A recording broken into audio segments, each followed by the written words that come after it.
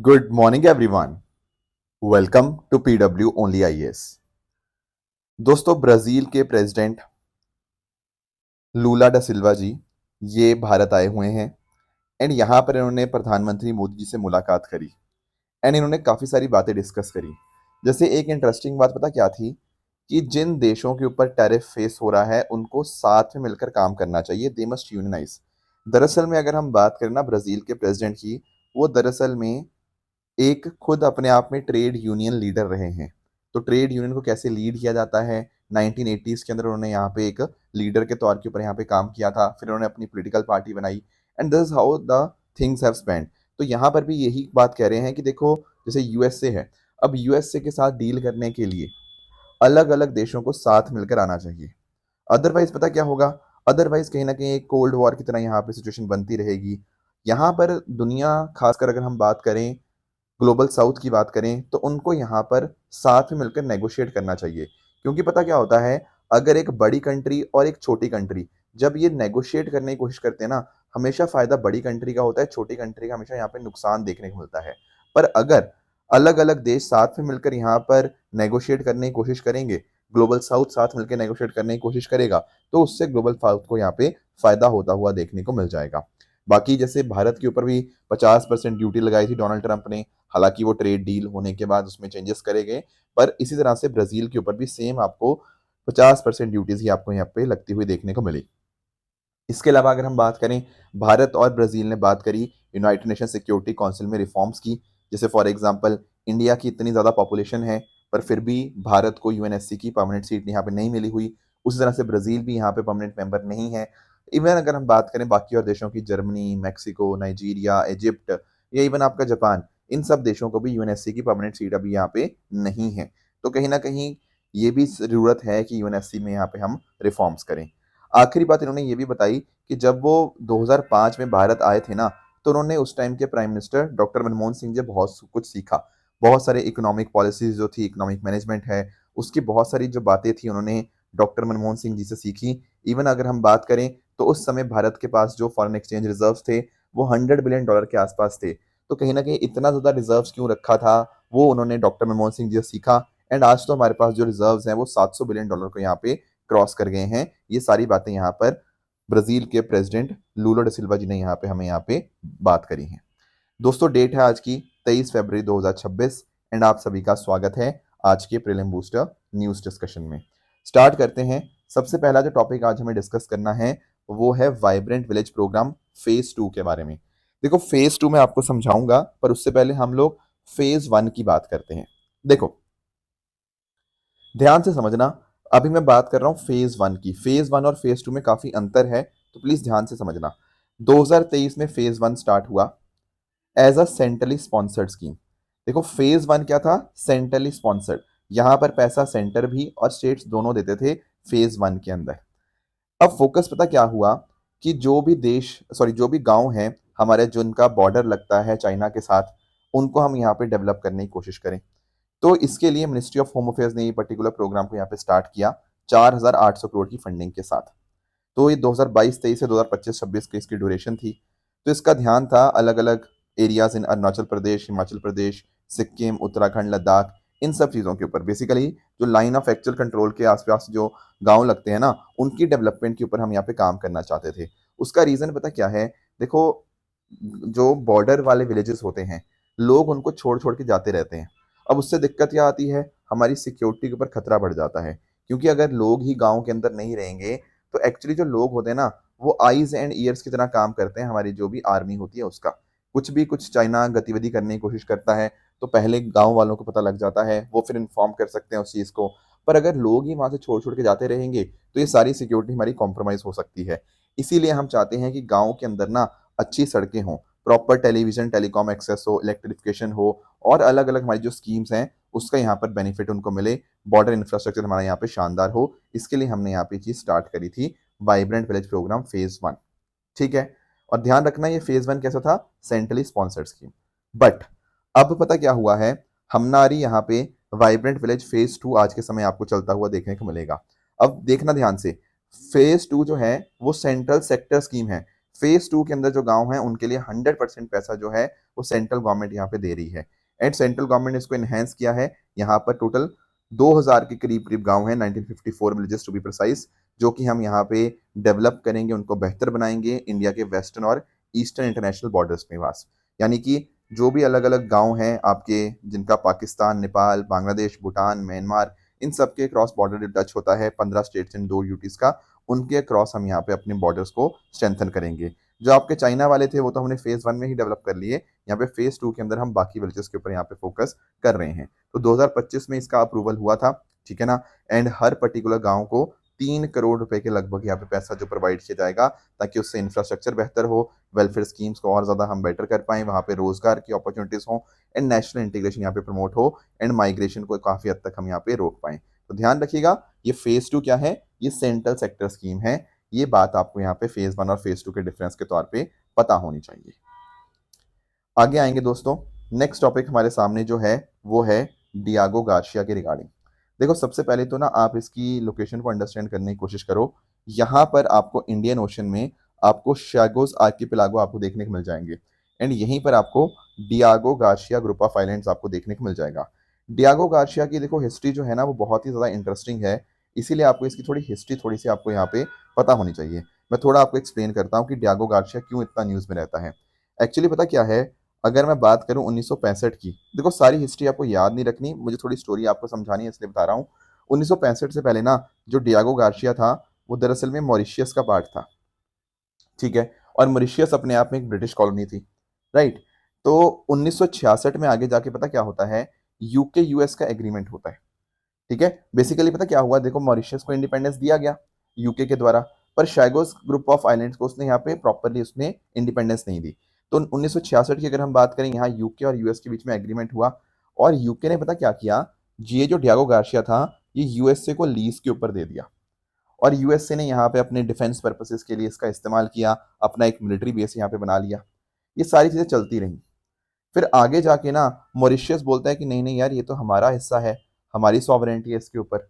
तो ये मुद्दा आगे जाके इंटरनेशनल कोर्ट ऑफ जस्टिस में भी जाता है 2019 में। वहां पर इंटरनेशनल कोर्ट ऑफ जस्टिस बोलता है कि हाँ यार देखो, मॉरिशस का ये हिस्सा है, तो ये हिस्सा मॉरिशस को मिलना चाहिए। 1965 में ये जो सारी चीजें हुई, मॉरिशस से शागोस को अलग कर दिया गया और यूके ने यूएस को दे दिया, ये सब गलत है। बट ये मुद्दा चलता रहा, एंड फाइनली पिछले साल 2025 में जाके पता क्या हुआ, यूके ने बोला कि देखो जो भी शागोस ग्रुप ऑफ आर्किपेलागो है ना, शागोस आर्किपेलागो है, ये हम मॉरिशस को दे देंगे। पर जब हम बात करते हैं ना डियागो गार्शिया की, ये वाला हिस्सा यूके के पास में ही रहेगा। और कह लो यूके के पास रहने का मतलब यूएसए के पास रहेगा as a part of their military base. तो ये सारी बातें हैं डियागो गार्शिया के कॉन्टेक्स्ट में। तो अभी क्या है, अभी स्टेटस क्या है कि शागोस आर्किपेलागो अब मॉरिशस के है, बट जो डियागो गार्शिया है वो कंट्रोल में है यूके के, या आप कह सकते हो कि यूके ने यूएसए को मिलिट्री के तौर के ऊपर यहाँ पे उनको दिया हुआ है। तो अभी यहाँ पे यूएसए ने बोला कि देखो यार, जो बात हो रही है कि यूके लीज में देगा डियागो गार्शिया मॉरिशस को, ये अपने आप में गलत है, क्योंकि देखो यूएसए ही चाहता है कि ये अपने पास में रहे, क्योंकि देखो यूएसए का बहुत इंपॉर्टेंट मिलिट्री बेस आपको यहाँ पे देखने को मिल जाएगा। तो कुछ भी ऐसा कुछ आता है ना जो बोल बात करता है कि यूएसए के पास इसका कंट्रोल नहीं रहेगा, तो डोनाल्ड ट्रंप उसको आज के समय अपोज कर रहे हैं। तो थोड़ा सा हम यहाँ पे डियागो गार्शिया के बारे में और फर्दर पढ़ लेते हैं। जैसे मैंने आपको बताया, ये एक कोरल अटोल है इंडियन ओशन के अंदर, भारत से लगभग 1800 किलोमीटर साउथ में आपको देखने को मिल जाएगा, और ये लार्जेस्ट आइलैंड है शागोस आर्किपेलागो का। ये आपका जो अटोल है ये हॉर्स शू शेप का आपको देखने को मिलेगा, एंड यहाँ पर आपको कोरल रीफ्स, काफ़ी ज़्यादा बायोडाइवर्सिटी आपको यहाँ पे देखने को मिल जाती है। इसको ना एडमिनिस्टर किया जाता है बाय यूके, जैसे मैंने आपको बताया, as part of their British Indian Ocean Territory, ठीक है। यहाँ पर अब आज के समय लोग नहीं रहते, लोग मतलब सिविलियन पॉपुलेशन यहाँ पे नहीं रहती। 2500 के आसपास यूएस और यूके के मिलिट्री पर्सनल जो हैं वो यहाँ पर रहते हैं, और एक मिलिट्री बेस इन्होंने यहाँ पे बना के रखा हुआ है। जैसा मैंने आपको बताया कि 1965 में इसको मॉरिशस से अलग कर दिया गया to form British Indian Ocean Territory. जो लोग थे उनको रीलोकेट किया गया, एंड वहां पर आगे जाके यूएस का मिलिट्री बेस बनता हुआ देखने को मिल जाएगा, ठीक है ना। तो 3.7 किलोमीटर का एक रनवे आपको देखने को मिल जाएगा, नेवल सपोर्ट फैसिलिटी है यहाँ पे, लॉजिस्टिक हब है, ये सारी चीज़ें हैं। बाकी स्ट्रेटेजिकली बहुत ज़्यादा इंपॉर्टेंट ये बन जाता है, क्योंकि कहीं ना कहीं जो मिडल ईस्ट, अफ्रीका और एशिया को कनेक्ट करती हैं सी लेन्स जो हैं, उसके पास में ही आपको डियागो गार्शिया देखने को मिल जाएगा। तो सर्वेलेंस के परस्पेक्टिव से बहुत इंपॉर्टेंट है। बाकी यूएसए को कुछ आपको रीफ्यूलिंग वगैरह करनी होती है इंडो पैसिफिक के क्रॉस, तो डियागो गार्सिया उनके लिए बहुत इंपॉर्टेंट बेस की तरह यहाँ पे काम करता है। आगे आएंगे नेक्स्ट टॉपिक की तरफ, that is international energy agency, state of energy innovation. सबसे पहले मैं आपको इंटरनेशनल एनर्जी एजेंसी के बारे में कुछ बातें बताता हूँ, फिर आएंगे कि आखिर ये पर्टिकुलर मुद्दा अभी क्या चल रहा है। देखो, जब हम बात करते हैं ना इंटरनेशनल एनर्जी एजेंसी की, ये अपने आप में एक संस्था है जो बात करती है कि कैसे दुनिया भर में रिलायबल और क्लीन एनर्जी यहाँ पे पहुंच सकती है। अब इसमें क्या होता है ना, ये अलग अलग डेटा प्रेजेंट करते हैं, अलग अलग तरह की पॉलिसीज रिकमेंड करते हैं, अलग अलग देशों के लिए रोड मैप क्या होना चाहिए आने वाले फ्यूचर के लिए, ताकि एनर्जी सिक्योरिटी वहाँ पे बनी रहे। ये सारा काम इनके द्वारा यहाँ पे देखा जाता है। अब यहाँ पर आज के समय आपको टोटल 32 मेंबर कंट्रीज देखने को मिल जाएंगे, जैसे आपका USA, UK, Germany, France, Japan, ये सारे देश हैं। टोटल 32 ऐसे देश हैं। अब बात आती है कि भारत इसका मेंबर है। देखो, भारत ना इसका फुल मेंबर नहीं है, पर भारत का इनके साथ काफ़ी क्लोज लिंकेज है। तो इंडिया जो है वो एसोसिएट मेंबर है इसका। ठीक है, कोई आपसे पूछे क्या फुल मेंबर है? नहीं, India is a associate member. पर हाँ, हम लोग कोशिश जरूर कर रहे हैं कि कैसे इस एसोसिएशन मेंबरशिप को हम फुल मेंबरशिप में यहाँ पे कन्वर्ट करें, पर फिलहाल के लिए इंडिया इसका फुल मेंबर नहीं है, ये बात आप ध्यान में रखेंगे। भारत को देखो, आप जानते हो 2030 तक हमें 500 gigawatt of non fossil fuel capacity हमें अचीव करनी है, एनर्जी सिक्योरिटी पे भी ध्यान देना है। तो उसके अंदर इंटरनेशनल एनर्जी एजेंसी जो है हमारी यहाँ पे मदद कर रहा है। तो रिपोर्ट यही बताती है इनकी कि भारत को अपना पब्लिक रिसर्च एंड डेवलपमेंट यहाँ पे बढ़ाना होगा, क्रिटिकल मिनरल सप्लाई चेन को सिक्योर करना होगा, और क्लीन टेक्नोलॉजी की तरफ भारत को यहाँ पे बढ़ना होगा, ताकि भारत अपने गोल्स को अचीव कर पाए। अब होता पता क्या है, ये जो आपकी इंटरनेशनल एनर्जी एजेंसी है, ये एक रिपोर्ट निकालती है, स्टेट ऑफ एनर्जी इनोवेशन। तो 2026 इनकी जो रिपोर्ट है वो यहाँ पे सामने आई है, और इन्होंने बताया है कि दुनिया में क्या क्या चीज़ें हो रही हैं एनर्जी इनोवेशन के कॉन्टेक्स्ट में। तो इन्होंने एक बात तो ये बताई है कि देखो, अलग अलग देश ना कुछ कुछ पॉलिसीज निकाल रहे हैं सप्लाई चेन सिक्योरिटी के लिए। जैसे यूएसए ने भी अपना मिशन निकाला है, ईयू भी अपने कोशिश कर रहा है, राइट। तो हर एक देश ना, या डिफरेंट डिफरेंट कंट्रीज हैं, कोशिश कर रही हैं टेक्नोलॉजिकली में लीडरशिप अचीव करने की। इवन सप्लाई चेन के रिगार्डिंग भी बहुत सारी बातें यहाँ पे हो रही हैं।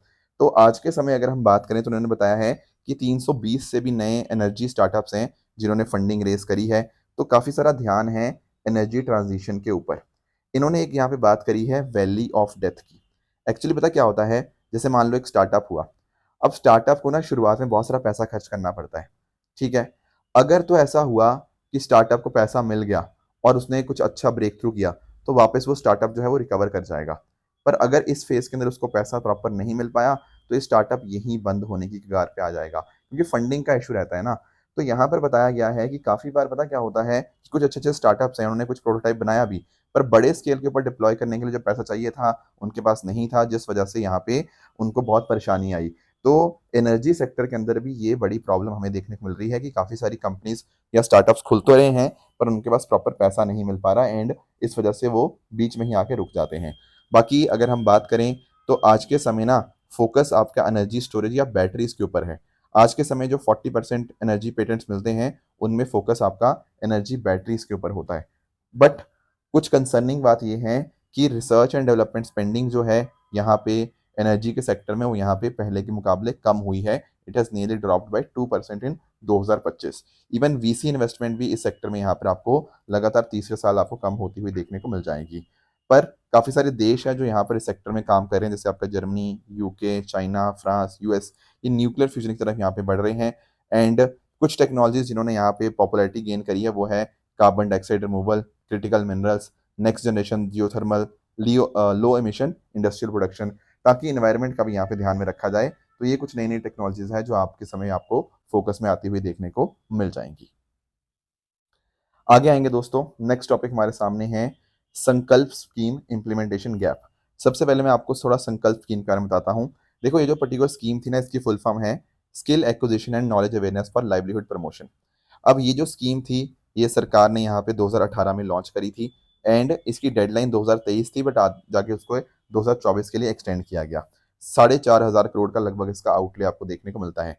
Cabinet committee on economic affairs ने यहाँ पे इसको अप्रूवल दिया था, और ministry of skill development and entrepreneurship ने इसको इम्प्लीमेंट किया। अब फोकस पता क्या था कि देश भर के अंदर हम चाहते हैं लोगों को स्किल्स प्रोवाइड करना। तो शॉर्ट टर्म स्किल ट्रेनिंग होनी चाहिए, जिसके माध्यम से हमारे जो भी कम्युनिटीज़ हैं उनको इन्वॉल्व करो ट्रेनिंग के अंदर, स्किल डेवलपमेंट के अंदर, उनको यहाँ पे इंडस्ट्री के साथ लिंक करो, उनकी मॉनिटरिंग करी जाए अच्छे से, तो डिमांड ड्रिवन स्किल इकोसिस्टम एक तरह से क्रिएट हो, ये फोकस था इस पर्टिकुलर स्कीम का, राइट। बट दिक्कत पता क्या है, आज के समय बहुत सारी गड़बड़ियां इस पर्टिकुलर स्कीम के अंदर बताई जा रही हैं। फॉर एग्जाम्पल देखो, पहले क्या था, एक सीएजी ने रिपोर्ट दी इस पर्टिकुलर स्कीम के बारे में, एंड फिर आगे जाके हमारा जो पीएसी है, हमारे जो पब्लिक अकाउंट कमेटी है, उन्होंने भी यहाँ पर इसके रिगार्डिंग कुछ ऑब्जर्वेशन अपनी यहाँ पे दी है। अगर हम बात करें, आप यहाँ पे नोटिस कर पाओगे, सीएजी ने और इस रिपोर्ट ने यहाँ पे ये बताया कि जितने फंड्स हमने एलोकेट किए थे ना, उसका केवल 44% ही ऐसा था जो एक्चुअल में डिसबर्स हुआ। कहने का मतलब कि पैसा था, पर पैसे का सही ढंग से इस्तेमाल नहीं हो पाया। इनफैक्ट अगर हम बात करें, यहाँ पर जो पैसा वर्ल्ड बैंक ने दिया था, उसमें से भी आप नोटिस कर पाओगे कि बहुत ही कम पैसा ऐसा था जो यहाँ पे इस्तेमाल हुआ। Plus at the same time यहाँ पर पैसा किस पर्पस के लिए था वो भी नहीं देखा गया। एग्जीक्यूशन की स्पीड जो थी वो बहुत ही स्लो थी इसके अंदर। इम्प्लीमेंटेशन गाइडलाइंस का फॉलो लिया ही नहीं गया, उनको फॉलो अप किया ही नहीं गया। इनफैक्ट लोन मिल गया था, पर उससे पहले तैयारी नहीं करी गई। कहने का मतलब कि पैसा मिल गया, अब पता ही नहीं है उस पैसे का क्या करना है। तो बहुत लंबे टाइम तक वो पैसा आ गया था, पर हमने उस पैसे का इस्तेमाल ही नहीं किया, क्योंकि हमारी जो मिनिस्ट्री थी ना, उस मिनिस्ट्री ने तैयारी ही नहीं करी थी कि पैसा कैसे कैसे कहाँ कहाँ खर्च करना है। तो ये सारे जो इश्यूज थे, ड्यू डिलिजेंस का मैकेनिज्म था, वो यहाँ पे ध्यान में नहीं दिया गया। एडमिनिस्ट्रेटिव कैपेसिटी को पहले डेवलप नहीं किया गया, एंड इनफैक्ट जो स्कूल लेवल स्किलिंग थी ना, उसके ऊपर ध्यान ही नहीं दिया गया। हमारी जो नेशनल एजुकेशन पॉलिसी ना, जो बात करती है कि हमें जो इंटीग्रेट करना है स्किल को स्कूल एजुकेशन के अंदर, वो सब यहाँ पे मिसिंग था। तो यहाँ पर सीएजी ने भी और पब्लिक अकाउंट कमेटी ने भी बहुत बड़े यहाँ पे कंसर्न्स बात किए हैं कि पैसा यहाँ पे सही ढंग से इस्तेमाल नहीं हो पाया इस पर्टिकुलर स्कीम के अंदर।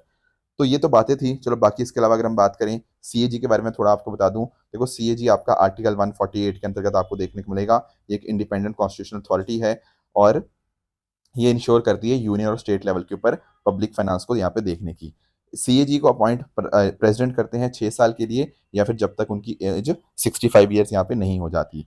इनको रिमूव बिल्कुल वैसे ही किया जाता है जैसा कि एक सुप्रीम कोर्ट जज को यहाँ पे रिमूव किया जाता है। और इनका काम होता है गवर्नमेंट रिसीट्स, गवर्नमेंट एक्सपेंडिचर, और जो भी आपके पार्लियामेंट स्टेट लेजिस्लेचर के रिगार्डिंग जो भी रिपोर्ट्स हैं, उनको यहाँ पर मतलब इन चीज़ों को, रिसीट्स और एक्सपेंडिचर को देखना, और जो भी इनकी रिपोर्ट्स होती हैं वो यहाँ पे प्रेसिडेंट जी को दी जाती हैं, एंड प्रेसिडेंट आगे उनको पार्लियामेंट और ठीक है पार्लियामेंट में देते हैं, और जो गवर्नर है वो स्टेट लेजिस्लेचर के सामने इनकी रिपोर्ट्स को रखते हैं, ताकि इनकी बातों के ऊपर, इनकी रिपोर्ट के ऊपर डिस्कशन करी जा पाए।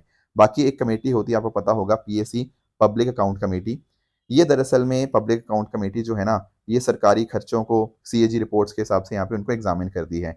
इनफैक्ट ना, जो सीएजी होते हैं, he acts as the friend, philosopher and guide of the public account committee. ये कमेटी 1921 में बनी थी under the government of India act 1919। इसमें टोटल आपको 22 मेंबर्स देखने को मिल जाएंगे, जिसमें 15 लोकसभा से और 7 राज्यसभा से होते हैं।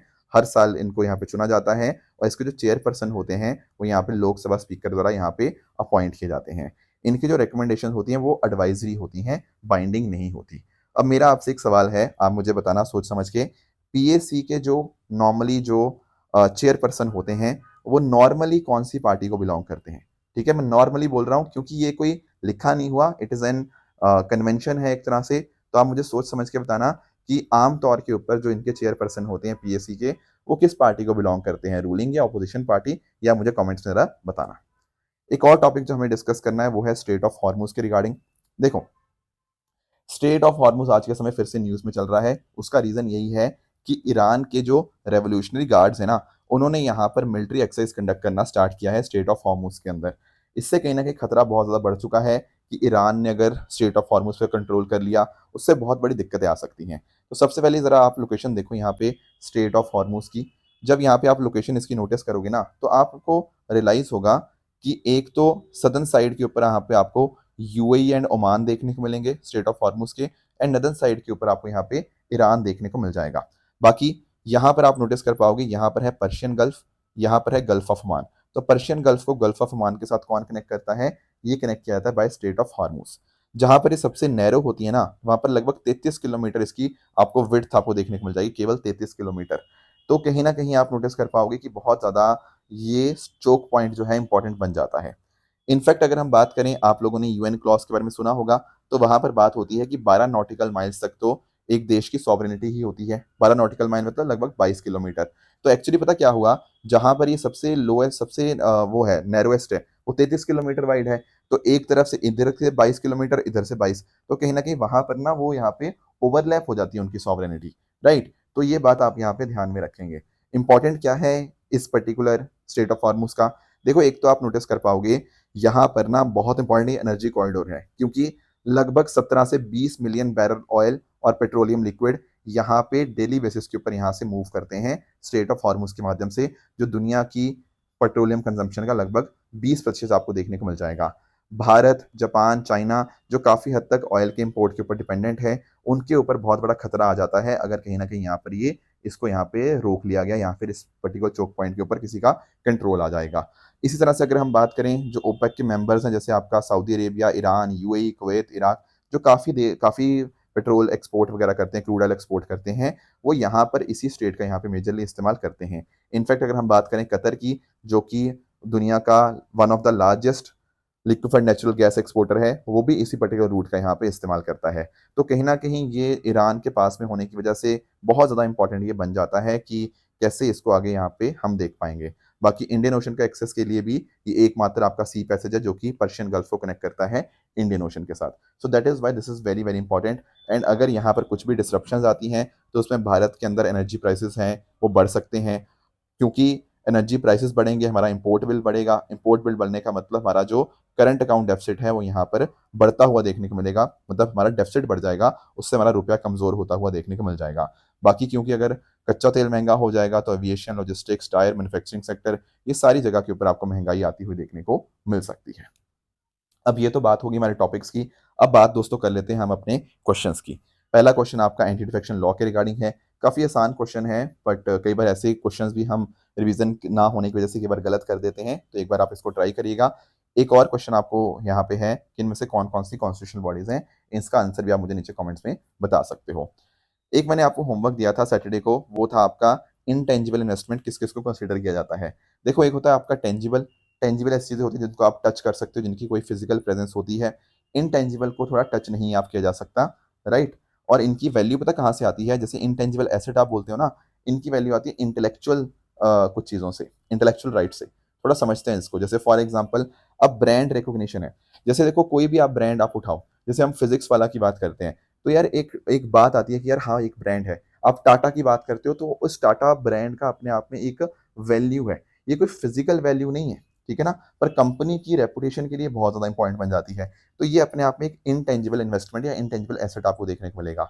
इसके अलावा अगर हम बात करें इंटेलेक्चुअल प्रॉपर्टी, जैसे आपके पेटेंट्स, आपके ट्रेडमार्क्स, आपके कॉपीराइट्स, ये कोई फिजिकल नहीं है, ये इंटेंजिबल है। जैसे एक फार्मास्यूटिकल कंपनी है, अगर उसके पास किसी पर्टिकुलर ड्रग का पेटेंट है, तो कहीं ना कहीं एक बहुत अच्छा खासा उसके पास एक एक लेवरेज है उसके पास।